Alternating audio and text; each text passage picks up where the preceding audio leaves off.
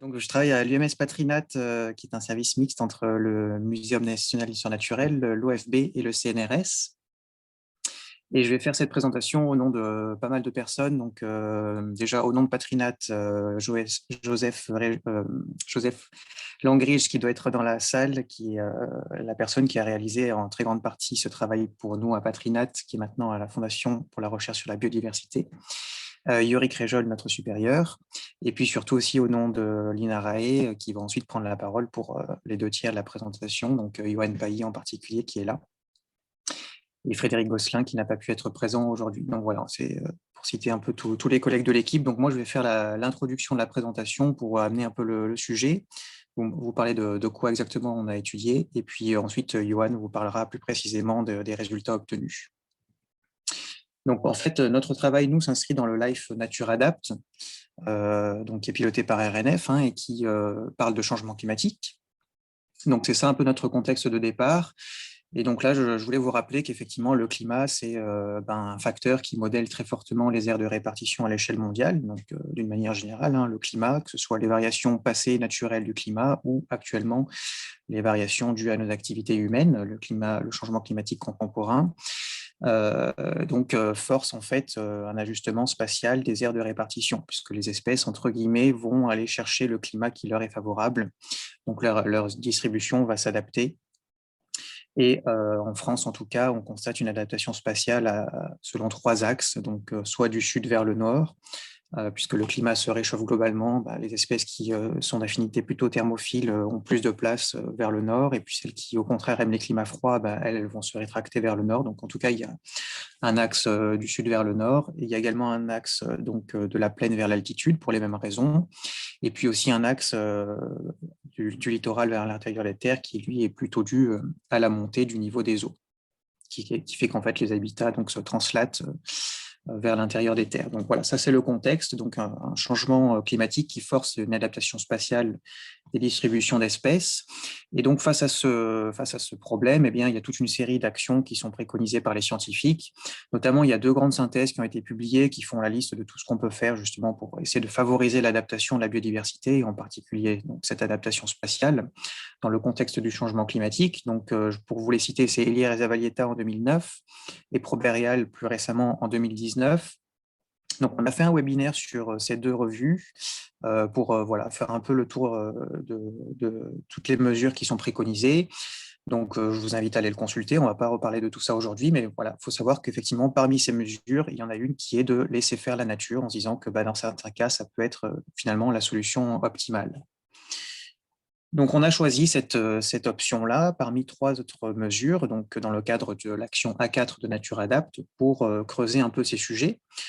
Parce qu'effectivement, on voit bien dans les présentations qui ont été faites précédemment qu'il y a une préoccupation croissante pour cette notion de naturalité, de laisser faire, de non-gestion, à la fois chez les gestionnaires d'espaces naturels, mais aussi effectivement dans le contexte politique, avec des annonces gouvernementales qui avaient eu lieu il y a quelque temps sur l'objectif de maintenir 1/3 de la surface d'air protégée en France en pleine naturalité. Donc on voit que ce terme et cette notion de naturalité commencent à diffuser un peu dans toutes les sphères, y compris politiques.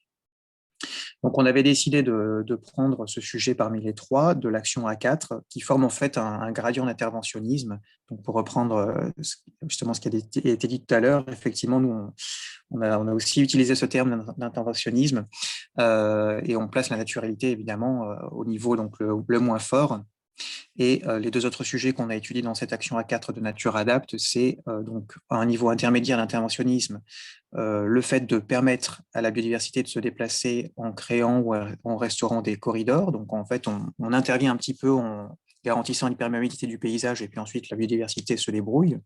Et puis à l'extrême opposé de la naturalité, on trouve carrément la translocation, où là, on va déplacer manuellement des espèces, par exemple d'une aire protégée à une autre, en partant du principe que même avec des corridors, parfois certaines espèces n'arriveront pas à se déplacer dans le temps imparti, puisque effectivement le changement climatique contemporain est très rapide et qu'il faut vraiment pour le coup intervenir et faire ce déplacement manuellement.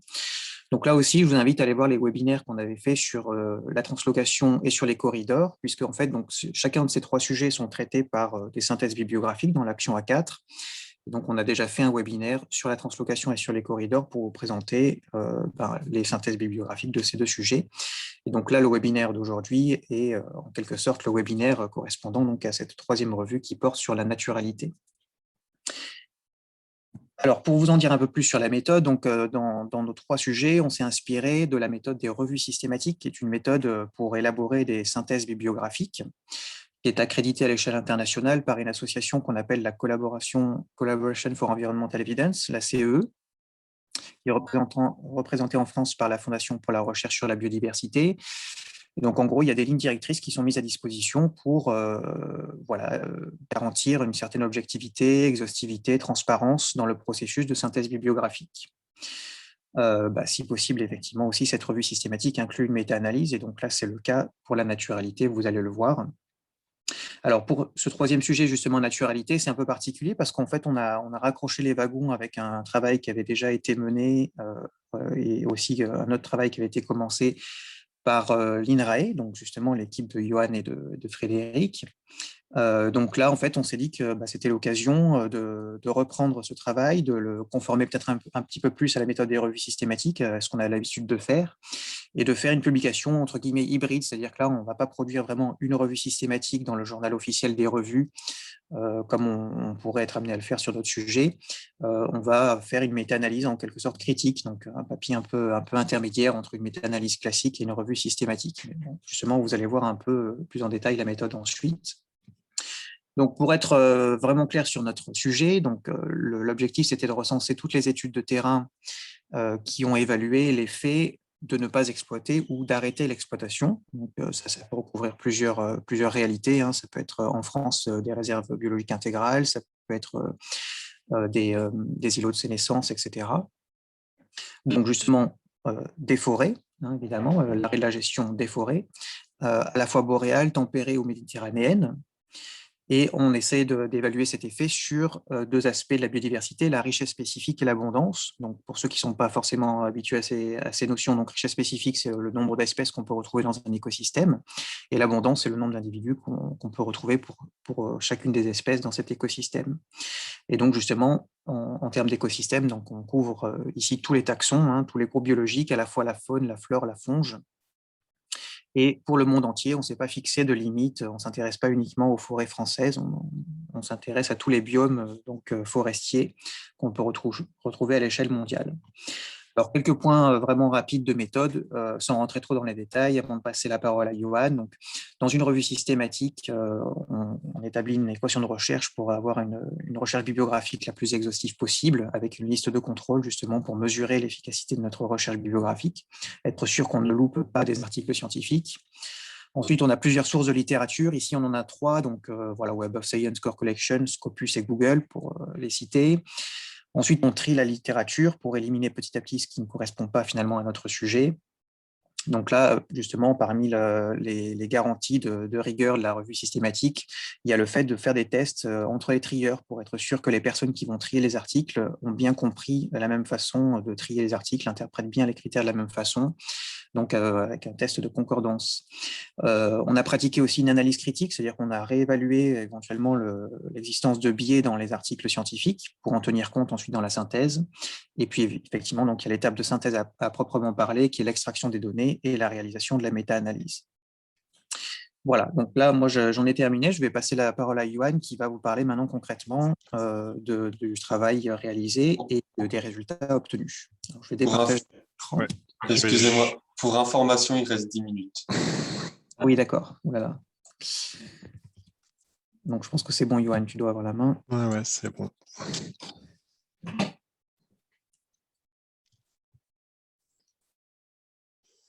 Ok, donc en 10 minutes, j'ai la lourde tâche de vous présenter ce qu'on a fait et quelques résultats. Donc je vais aller assez vite sur les éléments de méthode, mais juste dire qu'effectivement, ça fait suite à une méta-analyse européenne qu'on avait publiée en 2010 et qui mettait en évidence assez bien que la France était relativement, voire totalement dépourvue d'études sur la comparaison entre des forêts exploitées et des forêts non exploitées. Excuse-moi, Johan, on voit ton diapo en mode présentateur. Ah, pardon, excusez-moi.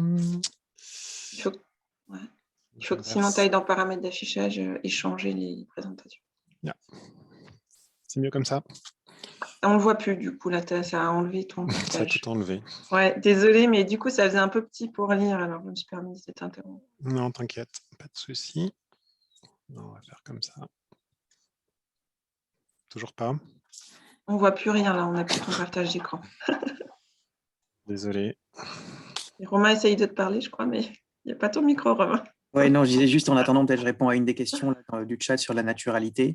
Donc, effectivement, les annonces gouvernementales, si moi je me souviens bien, c'était d'avoir 30% du territoire en réserve, enfin en aire protégée, et un tiers de cette surface en pleine naturalité. Donc il y a bien 30% des aires protégées en naturalité, pas 30% du territoire. Si je me permets d'intervenir, Baptiste Maury, ministère de la Transition écologique. Alors, Voilà, parfait. la stratégie nationale aire protégée fixe bien un objectif de 30% du territoire national en aire protégée et un tiers sous protection forte, qui n'est pas la même chose que la naturalité, étant donné que dans le processus d'élaboration, on avait justement eu une analyse conduite par l'UMS Patrinat en lien avec les travaux dont on a parlé un peu avant, pour essayer d'adapter ce concept et voir s'il était utilisable en tant que tel dans la stratégie. Et donc nous, en tout cas le gouvernement a choisi, on va dire, de développer ce concept de libre évolution plutôt dans l'objectif 2 qui correspond à la qualité du réseau d'air protégé. Donc c'est plutôt un concept qui donne des éléments qualitatifs sur notre réseau d'air protégé plutôt qu'un objectif de développement surfacique qui lui concerne la protection forte. Merci Romain, merci Baptiste. Johan, c'est nickel comme ça. Ok, et bien c'est reparti. Donc ça faisait aussi suite à des travaux du projet Gestion forestière, naturalité et biodiversité qui a été mené en coopération avec l'ONF et Réserve naturelle de France entre 2008 et 2015 environ. Donc il visait à combler un petit peu le manque qu'on avait identifié lors de la première méta-analyse. Donc là, comment on aborde l'aspect naturalité? En fait, on va étudier les différences de biodiversité entre forêts exploitées et non exploitées avec un angle qui peut être, vous allez voir que je vais naviguer un peu entre les deux, hein, un angle de l'effet d'exploitation sur la biodiversité ou l'effet de l'abandon d'exploitation sur la biodiversité. Dans cette approche, on a utilisé différentes métriques de biodiversité, donc la richesse et l'abondance, et on a essayé d'inclure vous allez voir de manière assez basique des paramètres climatiques pour évaluer la contextualisation de la relation exploitation et biodiversité. Et enfin, on a regardé l'effet de la date de dernière exploitation, notamment en forêt non exploitée, sous un angle de restauration passive de la biodiversité et des caractéristiques de forêt mature ou de vieille forêt. On a fait quelques hypothèses, hein. C'est que la richesse et l'abondance sont supérieures en forêt non exploitée de manière générale, mais que cette relation est variable par groupe taxonomique ou écologique. On a fait aussi l'hypothèse que cette différence augmente avec la date de dernière exploitation en forêt non exploitée et bien entendu en faveur de la forêt non exploitée. Et enfin, on a évalué la dépendance au contexte climatique de cette relation. Les choix méthodologiques qu'on a fait, c'est qu'on a considéré une forêt qui était non exploitée si elle était non exploitée depuis au moins 20 ans. Donc, c'est-à-dire que la date de dernière intervention sylvicole date d'au moins 20 ans. Et par exploitation, intervention sylvicole, on parle de tous les types d'export de biomasse supérieurs à 10 arbres par hectare quand l'information est disponible dans les papiers. On a fait des restrictions sur les paramètres locaux pour éviter un certain nombre de biais, hein, notamment le type stationnel équivalent entre les deux zones, que les forêts soient anciennes ou récentes dans les deux zones, que les stades successionnels soient les mêmes. Et on a tenté une évaluation de la qualité de chaque publication en restreignant le plus possible le corpus de connaissances. Donc, on identifie dans une méta-analyse, on identifie des papiers et on peut avoir plusieurs comparaisons individuelles, plusieurs études individuelles dans un même article, et notamment cet exemple de chercheurs finlandais là. Ils comparent en fait des zones qu'ils appellent semi-naturelles, hein, qui sont non exploitées, et des zones exploitées.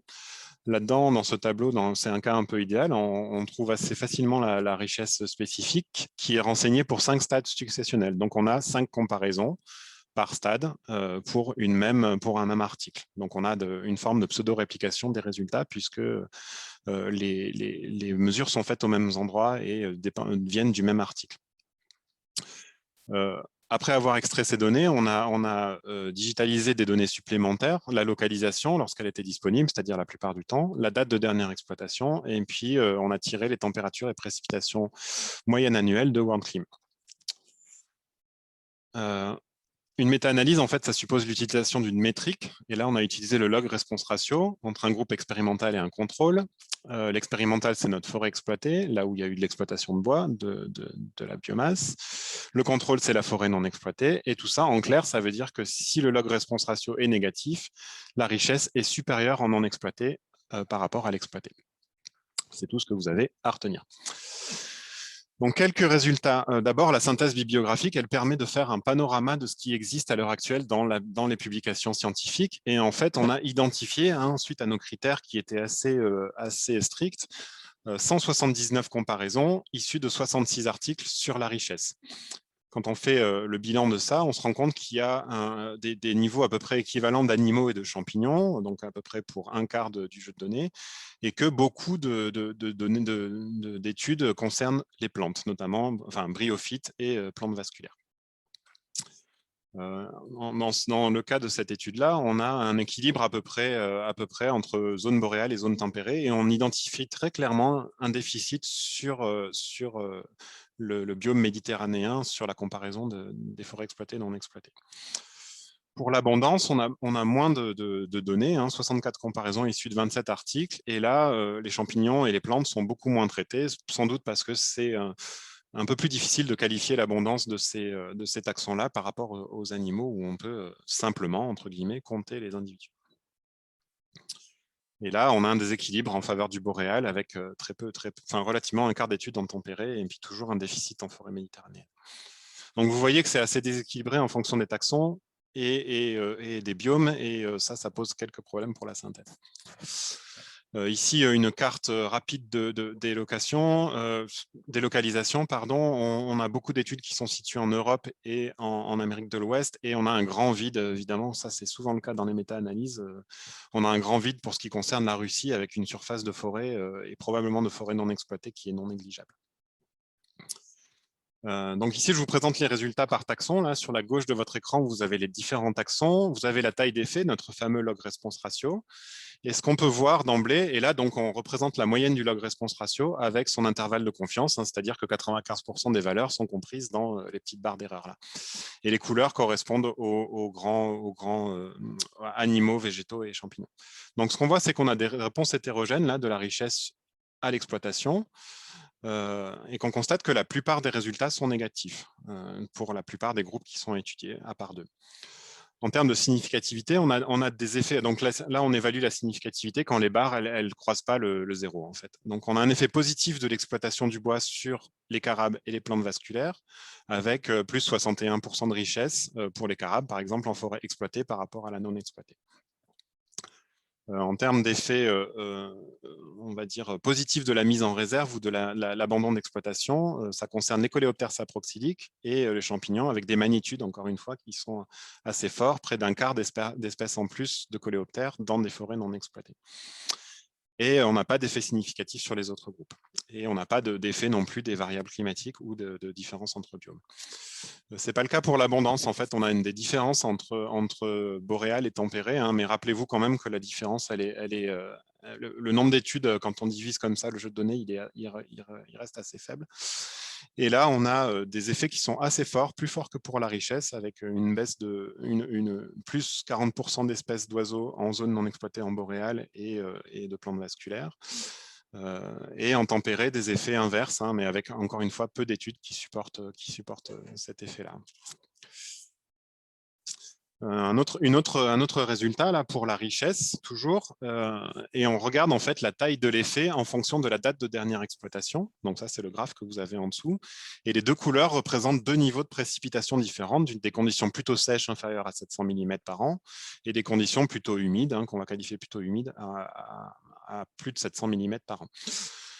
Et ce qu'on voit, en fait, c'est qu'on n'a pas d'effet de cette date de dernière exploitation sur la différence entre exploité et non exploité en zone qui est qualifiée de sèche. Donc, c'est la courbe rouge avec l'intervalle de confiance rouge.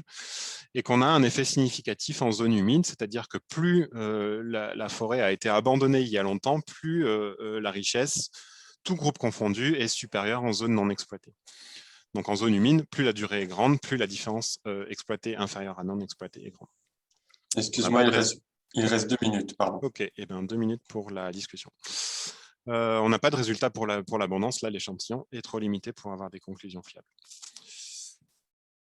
Donc, les effets de l'exploitation, hein, c'est quand même la troisième méta-analyse sur le sujet, et certaines tendances se confirment, notamment sur la richesse et sur les coléoptères saproxyliques. Là, j'ai comparé les magnitudes en fait, de 7 études, celle qu'on avait faite en 2010 et celle d'un collègue, la Chaudhary et al. En 2016.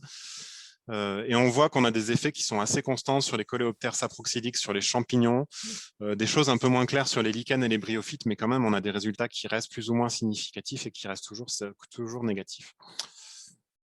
Constance aussi, mais dans l'autre sens, cette fois, hein, en faveur de l'exploité sur les plantes vasculaires, avec des magnitudes comprises entre 12 et 20%. Hein, je pense qu'on peut conclure assez bien qu'il n'y a plus forcément besoin, alors c'est un peu provocateur ce que je vais dire, mais il n'y a plus forcément besoin d'étudier l'effet de l'exploitation sur ces groupes-là. Il y a peut-être d'autres groupes sur lesquels on pourrait accentuer l'effort, et notamment des groupes qui ne sont pas traités.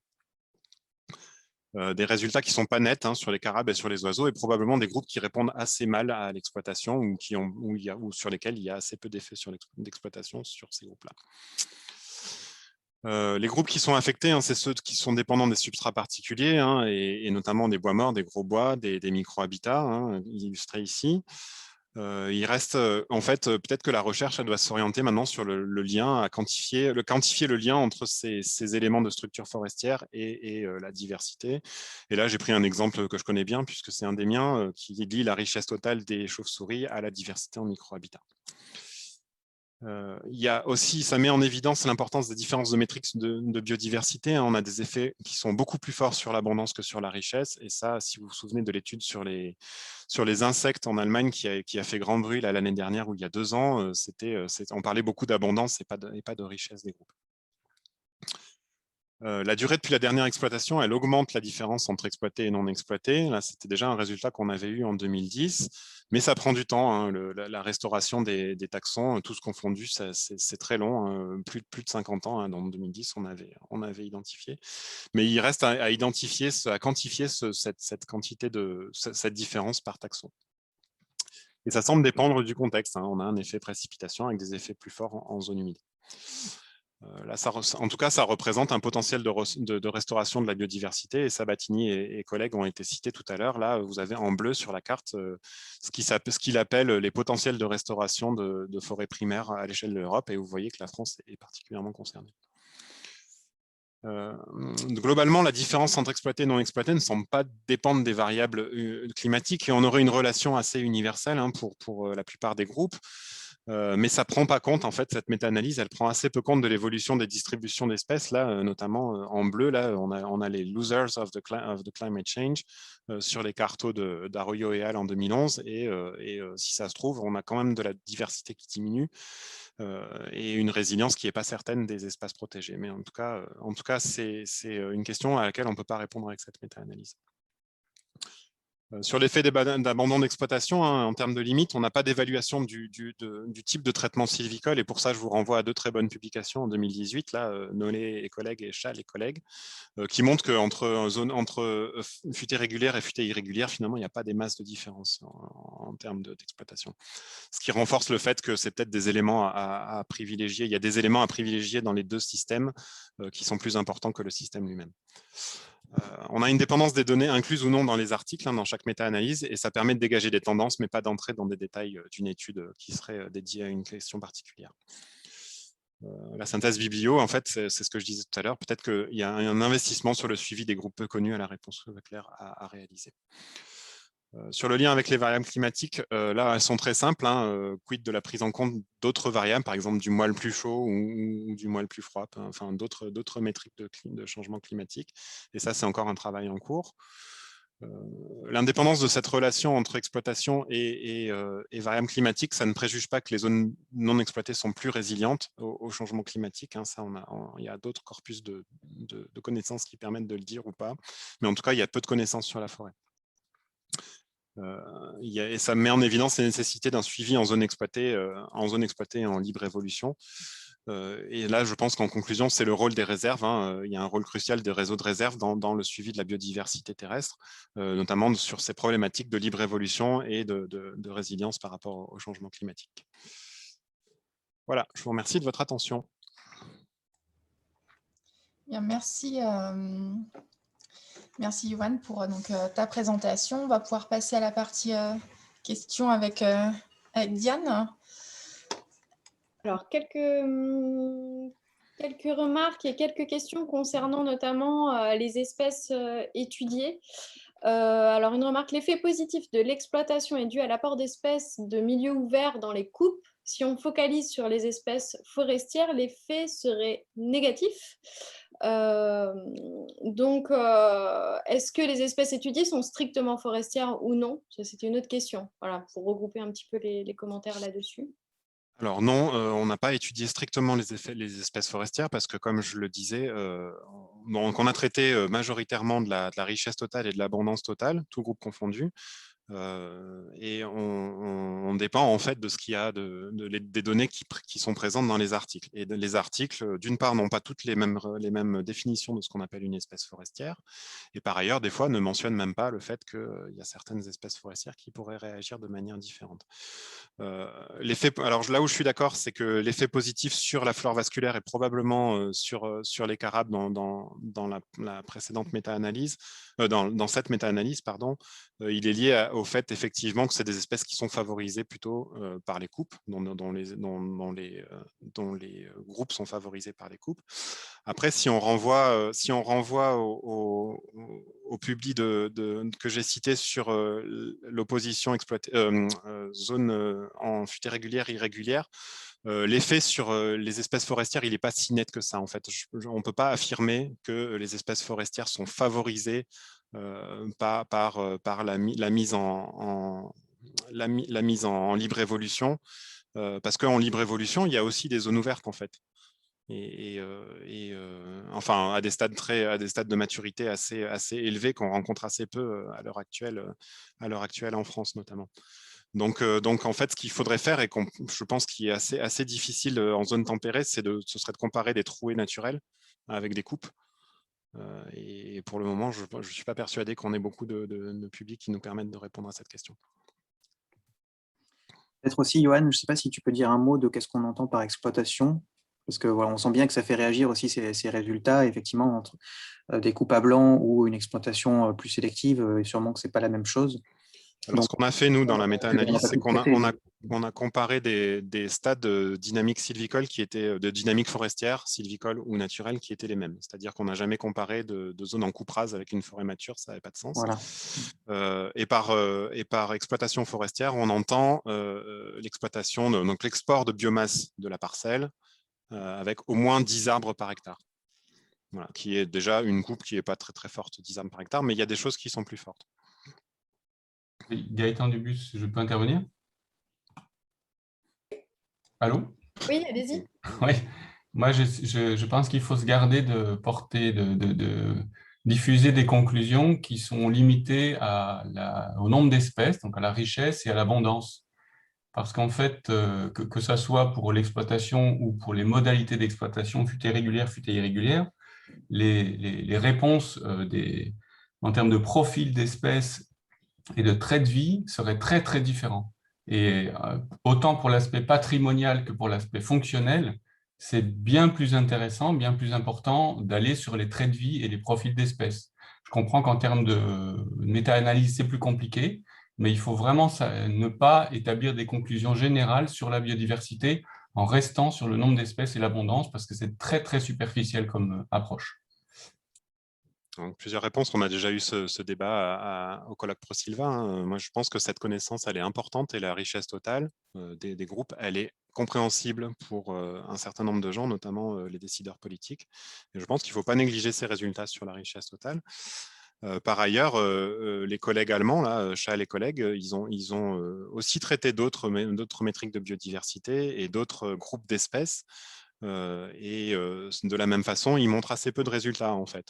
Donc je suis pas complètement persuadé que l'approche fonctionnelle ou que l'approche par trait qu'on utilise aussi dans d'autres études soit beaucoup plus pertinente pour véhiculer un message. Autre point, si on voulait faire une méta-analyse au niveau mondial de cette façon-là, ça pose un clair problème de quelles espèces on peut utiliser et quelles espèces on peut traiter. Les espèces sont bien trop différentes pour avoir des réponses générales d'une espèce à une contrainte environnementale de ce type-là. Et par ailleurs, en termes de traits, il faudrait des bases internationales de traits, connaître les espèces et avoir les bases internationales de traits. Et malheureusement, ça existe pour très très peu de groupes. Donc je suis conscient que ce serait peut-être une approche qui soit plus riche. J'en suis pas franchement convaincu, mais il me semble que c'est quand même difficile à réaliser. Du coup, il y avait Maxime Jouve également qui souhaitait intervenir. Je vous laisse. Ouais, je vais essayer d'être bref. Merci, Johan, pour ton intervention. Donc, Maxime Jouve, moi, je suis conservateur de la réserve de bois du Par. Et du coup, j'ai plein de questions. Je suis en renouvellement de plan de gestion. Il y a une forêt de 42 hectares sur la réserve sur laquelle on travaille. C'est une forêt ancienne qui a plus de 2 siècles, mais qui est une forêt jeune. En fait, c'est une forêt de plateau, chênaies charmées, jeune parce que peu de stades matures, même si ça fait 70 ans qu'elle n'est plus exploitée. Et en fait, moi, j'étais à fond en faveur de la libre évolution. Je militais à fond pour ça. Et dernièrement, on a fait l'étude Circe-de-Net, là, que certains connaissent. Hein. Je vois qu'il y a Joseph, tout ça, voilà, des choses que je ne vais pas réexpliquer là, ça serait trop long. Mais c'était super intéressant parce que ça nous a montré dans les CIRF, et du coup, ça fait un lien avec les 2 questions d'avant, que par rapport au trait de vie, on avait un gros manque des espèces du coup saproxyliques et des stades matures. Donc, ce qui n'est pas surprenant en fait, hein, ça confirme bien que le modèle il est quand même assez robuste. Et du coup, en fait, on se pose la question de ne pas créer, de finalement peut-être créer ces trouées artificiellement. Alors, on ne va pas faire des coupes dans la forêt, hein, mais de couper quelques chablis, quelques CP de charme pour justement créer des zones un petit peu ouvertes et accentuer artificiellement cette biodiversité au sens général. Alors, c'était des choses pour lesquelles je n'étais absolument pas pour. Vous m'auriez posé la question il y a 3 ans, j'aurais dit c'est n'importe quoi. Et là, en fait, je me pose des vraies questions. Et du coup, j'aimerais bien avoir des éclairages si certaines personnes en ont. Et pour finir, je pense qu'il ne faut pas avoir de dogme, en fait. Il ne faut pas dire la libre évolution, c'est génial partout, ou on peut, enfin, bon, peu importe, mais globalement, en science, des dogmes, c'est à bannir, je pense. Voilà. Je ne sais pas si on peut répondre de manière courte et synthétique à ta problématique. Je pense que ça dépend des objectifs que vous fixez. Et moi, ma réponse de scientifique, entre guillemets, hein, je n'aime pas trop prendre ce rôle, mais ma réponse, ce serait de faire des tests et puis de faire du suivi. C'est ce qu'on a prévu. Si c'est ce qui vous intéresse, ben, faites-le. Ouais, c'est ce qu'on a prévu. Ouais. Moi, j'aimerais savoir aussi si dans votre étude, vous avez pu distinguer l'effet de la présence des arbres sénescents et morts, ou en tout cas des très vieux arbres. Parce qu'une forêt en libre évolution, s'il n'y a pas de vieux arbres, de très gros bois, d'arbres sénescents et morts, il n'y a pas de naturalité, donc on n'a pas le bénéfice le plus important de la libre évolution en termes de biodiversité. Alors non, on ne l'a pas testé parce que, encore une fois, on n'a pas testé sur cette méta-analyse-là, parce que, encore une fois, on dépend de ce qui est présent dans les articles, et tous les articles ne synthétisent pas ce genre de connaissances, ou alors pas de la même façon, ou alors pas de manière homogène. En tout cas, ça donne des trucs qui ne sont pas faciles à analyser. On l'a fait sur d'autres, je l'ai mentionné, hein, sur les micro-habitats, mais sur le bois mort, c'est très connu. Sur les très gros arbres, il y a beaucoup de connaissances qui est en train d'être accumulées. Pour moi, c'est la préservation, en tout cas en forêt exploitée, la préservation de ces éléments-là, c'est ce sur quoi il faut travailler, quel que soit le mode de gestion sylvicole. Après, construire un plan d'échantillonnage, encore une fois, qui croise des forêts matures ou surmatures qui n'auraient pas de bois mort et des forêts exploitées qui auraient du bois mort, bon, honnêtement, je pense qu'on rêve un petit peu. Merci. Combien de temps il nous reste, pardon On a le temps pour une dernière question ou, Oui, on a le temps pour deux questions. Voilà. Est-ce qu'il y a des personnes qui souhaiteraient prendre la parole? Je ne sais sais pas si... Oui, il y a Alain Persuis. Je vous laisse. Oui, non, bah, rapidement, ça a été dit aussi un petit peu dans le chat. On manque d'études concernant les mammifères, notamment sur quand on parle beaucoup de blancs vasculaires, on parle d'insectes, on parle de choses comme ça. Dans les forêts non exploitées depuis longtemps, telles qu'on le voit dans les pays de l'Est notamment, on a une mégafaune d'herbivores, on a des prédateurs, on a un certain nombre de choses comme ça qui ne sont pas présentes dans les forêts exploitées, ou beaucoup moins, puisque ce sont des animaux sensibles au dérangement ou qui ont besoin d'une certaine tranquillité. Donc, je pense que c'est un domaine sur lequel il faudrait peut-être se pencher un petit peu plus, parce que je pense que ça fait partie de l'écosystème forestier, qu'on a besoin de forêts, dans les forêts du rôle écologique de ces espèces-là. Ça me paraît être en France, en tout cas, on a relativement peu d'études là-dessus. Je crois que c'est un petit peu dommage. Donc, je peux apporter un élément sur les grands herbivores, enfin sur les herbivores, sur les ongulés. On a un article en cours de publication là sur le projet que j'ai mentionné au départ, où on fait le lien entre flore vasculaire bryophyte et grande faune. La difficulté, ou on va dire la particularité des forêts françaises, c'est que la plupart des réserves intégrales ne sont pas chassées au sens strict, mais sont quand même parcourues par les meutes de chiens ou les chasseurs. Donc, on n'est pas vraiment dans l'effet zone refuge qu'on pourrait attendre. Oui, donc ça pose un problème, notamment avec le parc naturel, le parc national forestier de Plaine, où la chasse sera autorisée dans la zone en réserve intégrale, ce qui pose des problèmes sur le fonctionnement de cet écosystème-là. Et puis, juste très, très rapidement, une toute petite réflexion par rapport à ce que veut faire Francis Salé. Je crois que c'est bien aussi qu'on ait, au-delà de tous les arguments scientifiques, des espaces où on fiche un petit peu la paix à la nature. Dans notre société hyper agitée, le simple aspect, pouvoir contempler des choses, écouter le silence ou des choses comme ça, pardon d'aborder un sujet qui n'est pas scientifique, mais sur le plan philosophique, ça fait partie des choses que moi, en tout cas, j'ai envie de mettre en avant. Des espaces où on se sent bien dans une nature où à laquelle on fout la paix. Voilà, j'arrête là. Merci. Alors, il y a pas mal de questions. Il y a des choses qui sont au niveau du chat. Si les questions, on n'a pas le temps de les aborder, on vous répondra par la suite. Et puis, vous pourrez revisionner et retrouver les références aussi sur le site du lifenatureadapt.com, si je ne me trompe pas. Voilà, pour répondre à certaines questions par rapport à ça. Quelques questions rapidement. Peut-on vraiment... Ça sera la dernière, du coup. Ouais, bon. C'était des remarques, questions, ça a été déjà un petit peu abordé, mais peut-on vraiment conclure sur l'effet de la non-exploitation si l'étude mélange des forêts à forte et à faible naturalité, avec beaucoup de bois morts ou sans gros bois morts? Attention également à l'argument du nombre d'espèces. Ça, c'est plus en termes de vulgarisation et de communication, mais je lis en même temps, excusez-moi. J'ai perdu. Ah oui. À partir de quelle surface doit-on prendre en compte un espace forestier? Alors, je ne sais pas si la personne veut préciser cette question également. Voilà les dernières un petit peu questions qu'il y a. Ouais, peut-être on va essayer de répondre à une. Ouais. Peut-être sur la question du bois mort par rapport à l'échantillonnage. En fait, il faut prendre la chose dans l'autre sens, c'est-à-dire qu'on observe des effets quand on mélange des choses très différentes.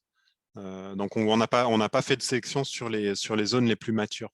Donc, on peut s'attendre que les zones qui vont comporter des éléments favorables à tout le cortège saproxylique, par exemple, on peut s'attendre à ce que les effets soient plus forts quand on a une différence plus grande entre ces zones-là.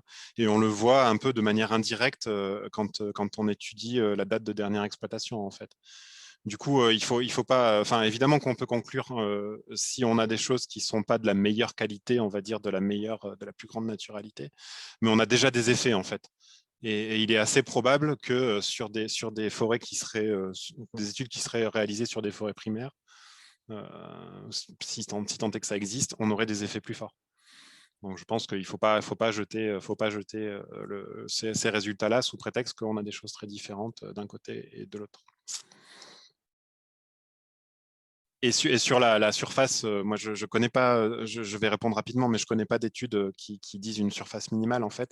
Les études récentes en biogéographie, elles montrent que finalement, même si les réserves de grande taille sont nécessaires à un certain nombre d'espèces, notamment les espèces de cœur de massif, en termes de conservation de la biodiversité et de biodiversité inféodée à des habitats, il est plus efficace d'avoir des petites réserves regroupées.